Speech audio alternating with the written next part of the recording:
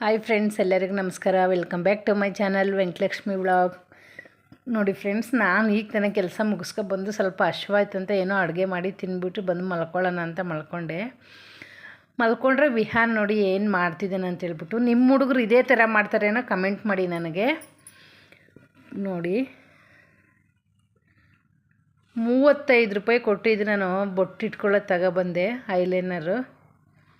ವಿಹಾನ್ ನೋಡಿ ಇದನ್ನು ಎತ್ಕೊಂಡು ಪೇಂಟಿಂಗ್ ಮಾಡ್ತಾಯಿದ್ದಾನೆ. ಏನು ಮಾಡಬೇಕಂತ ಗೊತ್ತಾಗಲ್ಲ. ಇದು ಪೇಂಟಿಂಗಾ ವಿಹಾನ್? ಅಲ್ಲ, ಅದು ಪೇಂಟಿಂಗಾ? ಪೇಂಟ್ ಇಲ್ವಂತೆ ಮನೆಯಲ್ಲಿ, ಪೇಂಟಿಂಗ್ ಖಾಲಿಯಾಗಿಬಿಟ್ಟಿದೆ.